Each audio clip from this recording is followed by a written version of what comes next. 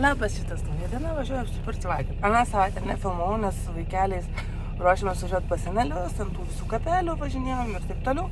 Tai tiesiog pirkau per 2 dienas, tai ir nefilmavau, nes ten buvo krūva reikalų ir taip jau gavosi. O dabar jau vaikelėm atostogos baigėsi, galima ir filmuoti, ką pirksiu valgyti. Tik šiandien yra ketvirtadienis, ne antradienis, nes antradienis katastrofa, iš tikrųjų važiuoti buvo, nes to vežimo laukiu, kol sulaukiu kokį pusę valandos. Tai galvoju, gal šiandien ketvirtadienį bus geriau. Taigi važiuokime į dieną. Apsipirkau Urmo naktiniam turgui Didmenos skyriuje ir dabar atvažiavau į promą, bet noriu pakalbėti apie naktinį turgų. Nebuvo ūkininko to, bet radau kitą ūkininką, kuris turėjo kopūstus ir pardavė vienetais, tai įsigijau 3 kopūstus, buvo kopūstai po 40 centų už kilogramą, sakė ne kartus ir taip toliau. Bet aš pas tą ūkininką važiuoju, žinot, atbula, yra tamsu, kitoj pusėje yra, matau, mašina stovi ir, faktiškai normalus, protingas žmogus kaip ir neitų tarp mašinų, nes yra tamsu ir, tikrai sunku pamatyti žmogų, kuris eis tarp 2 mašinų. Ir vienas žmogelis eina ir paskui sako, žiūrėkite per veidrodėlius. Ir aš galvoju, blembački, šiaip tai važiavau aš atbula, jisai ėjo tarp 2 mašinų į savo mašiną, kuris stovi truputį skersai, negalėjau palaukti, kol aš sustosiu. Ir paskui dar bumba, ponaitis, kad reikia žiūrėti per veidrodėlius, nors visiškai yra faktiškai tamsa, nieko nesimato ir protingi žmonės, kurie vairuoja mašinas, puikiai žino, kad sunkiai matosi tamsoje ir ant mašinų, kaip sakant, nelipa. Tai jisai man ten velnių davė, bet sakau, ponas, jūs atsiprašau, žiūrėkite pats, kur einate, nes yra tamsu ir tikrai sunku yra pamatyti. Tai jisai dar paskui šmirinėjo tenai, kur pirkau pomidorus ir laukiau, kol ponas praeis, nes vėl galvoju bumbės, kad ant jo važiuoju.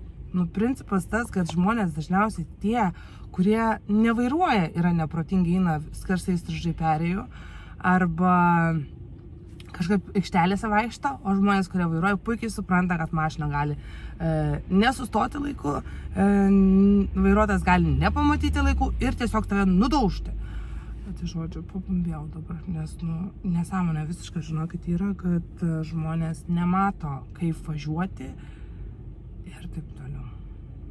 Tai viskas, eisiu dabar į promą, apsipirksiu ir paskui biškį prašviesės, parodysiu, kągi įsigijau Didmenos skyriuje ir naktinėme turgui, o dabar einu avižinių pirkti, nes avižiniai visiškai baigėsi. Jau avižiniai nupirkti, dabar galiu parodyti, kągi įsigijau iš naktinio ir Didmenos skyriaus, nes truputį prašvyto ir geriau matysis. Taigi, buvo pomidorai euras kilas, rukola po eurą, brokoliai po eurą 30, man atrodo, paprika eurą šiam, tie 3,40 € kilogramas, morkos tikrai nepamenu kainos, kiek galėjo būti, nepamenu, man atrodo, gal šiam centru rašė. Tada pirkau kalafioras euras už kilogramą, česnakai, nežinau kainos tikrai. Tada toliau pirkau kopūstus, tuos po šiam centų iš naktinio turgaus. Ir iš naktinio turgaus buvo tie pomidoriukai. Kieti, tvirti, dar reikėtų iš tikrųjų, sakyčiau, panokti, tai bus super valgyti. Tai man atrodo, dar atsiminiau, po 7 centų buvo saldi bulvė. Ir dar einam parodysim, kokį gerį radau. Ir dar bananų dėžė 6 €. Iš tikrųjų, bananai tai visiškai kieti, jie dar turi panokti, bet džiovinimui bus pats tas. Iš to sėklų skyriaus, Didmenos skyriuje, kur yra, nepirkau, nes jis bus nuo 8:30 berods. Tai dabar yra tik tai 7:30 ir pusvalanduką pasidėsiu mašinytėje, nes nėra kur daugiau lyg ir važiuoti, nes ten apsipirkau, Maksimą su Lidlu dar nedirbam. Tai pasidėsiu mašinytėje ir palauksiu, kolgi atsidarys parduotuvė kur nors. Sėdžiu Maksimos aikštutėje ir laukiu, kol atsidarys. Tik iš tikrųjų 4 minutės žmonių jau renkasi prie įvėjimų. Bet norėjau labai pasakyti tai, kad reikia nusipirkti ryžių miltų būtinai, dėl to, kad noriu iškepti picos šeimynai arba burgerių gal darysiu, bet žodžiu, reikia iškepti tos mano duonelės. dar reikėtų gal grikį kokio nusipirkti ir gal viskas. Arba dar galvoju, gal kvietinių miltų nusipirkti, iškepti bandelių, bet germaniukui netinka jos. Tai reikėtų jam kažkokius kitokius pyragėlius iškepti. Kaip, žinokit, yra blogai, kai vienas yra kažkuris alergiškas, bet toks maks alergiškas, kur ten būna miltų, tarkim, pėdsakų ir jam nėra gerai, jam todos iš karto išberta yra. Tai negali iškepti nieko tokio iš tų kvietinių paprastų miltų skanaus. Retai mes valgom, dažniausiai būna iš kvietinių miltų mum makaronai tik tai, nes, sakau, kaip ir nėra ką daryti, nes jeigu miltų daug pribarstytum, kur nors, žodžiu, būtų reikalų, nes vaikelis būtų išbertas. Ir dabar laukiu.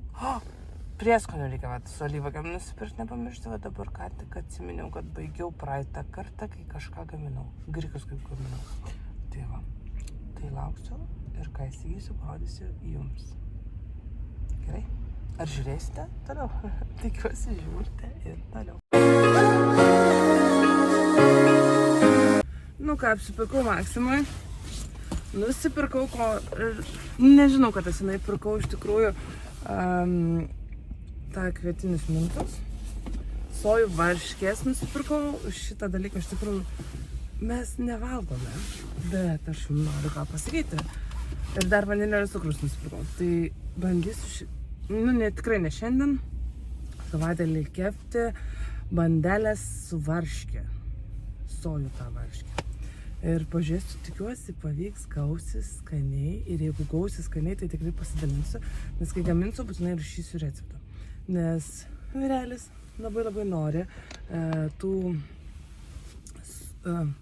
bandelių su varške. Tiesiog nenori, bet tiesiog pasilgo. Sako, vienintelio dalyko, ko pasilgo, tai bandelių su varške. Tai galvoju, padarysiu, o germaniukui padarysiu gal su obuoliukais kokiais, ar dar ko nors jam bandelių.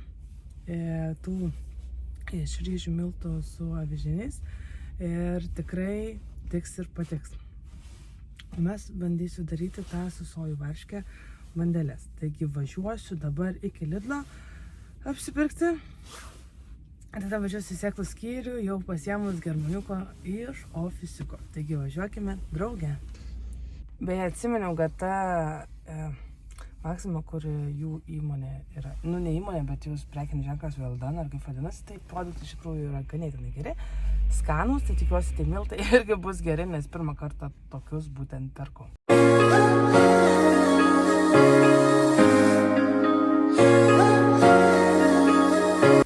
Tai ką apsipirkau jau ir Lidle, tai Lidle avokadai su nuolaida, kurgi aš nepaimsiu avokadų, nes germaniukas labai mėgsta ir mes visi mėgstam. Nors jam iš tikrųjų daugiau kliūva patenka jam dėl to, kad jeigu mes valgome sumuštinį su, tarkim, lašiša ar su humusu, tai jisai valgo su avokadu. Ką dar nupirkau? Prieskoniai buvo su mano alyvuogėm, kurias, kas čia dabar mano plaukai susivėlė, taip negražiai atrodo. Tėte, matai, kaspinėlis reikalingas, nes plaukai tokia susivėlė, tai atrodys iš vis kaip šiaudinė, tai nepik dėl mano kaspinėlį. Čia biškai nukrypimas, bet tiesiog. O taip tai norėjau sakyti dėl tų alyvuogių prieskonių. Retai kada būna Lidle, bet kai randu visada nusipirku, nes jie yra daug pigesni čia, 5 centai, o maksimum 8-9 centai. Tai visada nusipirku ir Lidle. Dar prieskonių sriubostų pasiėmiau, kurių dažnų atveju nebūna pirkti, bet buvo dabar.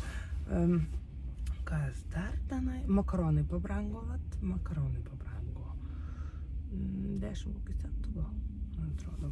Bet vis tiek reikia makaronų, būna kartais gaminaugi juos, germaniukas dar turi, nes jam reikia tik saujelę tų makaronų, kurių jisai turi ir valgo, tai ten jam ilgai užtenka ten to pusę kilogramų. O toliau gal ir viskas, dabar važiuoju pasimti germaniuko iš ofiso ir važiuosim tada į didmenos skyrių nusipirkti riešutų ir dar kažko. Nes tas skyriusgi nedirbu, o dabar jau turėtų dirbti.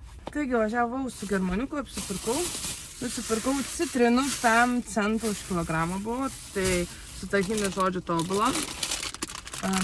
Spanguolės kainavo, nepamenu kaip iš tikrųjų, neapgausiu, nenoriu gaudinėti jūsų. Mėly mano draugai, kienuva 4 € kilas. Tada graikiniai riešutai skanus tikrai. 7 eurai pam už kilą. Tada yra lęšiai. 2 eurai pam berods. Kilas ir razinos. Kiek ten kainavo? 300 gal kilogramų. Čia pusę kilogramų. Ir dar išeidama, gerai, kad pamačiau ir įsigijau balso gysločio lubelių, galėsiu duonelę kepti. Tai toks tas mano savaitinis maisto apsipirkimas. Ačiū, kad žiūrėjote, nepamirškite prenumeruoti, komentuoti ir mus palaikyti, nes palaikymas labai svarbus. Mama, todėl. Ką, mažiuk? Mama, Ką? todėl tu pilsi maistus. Taip, aš pilsiu maistą, tvarkysiu maistą, tu miegosi, taip? Aš nevalgysiu košelio. Tai reikės tau pavalgyti košelę ir tada eit miegučiu, taip? Taip. Gerai. Tai viskas, iki tam kartą. Ate, germaniuk sakyk. Ate.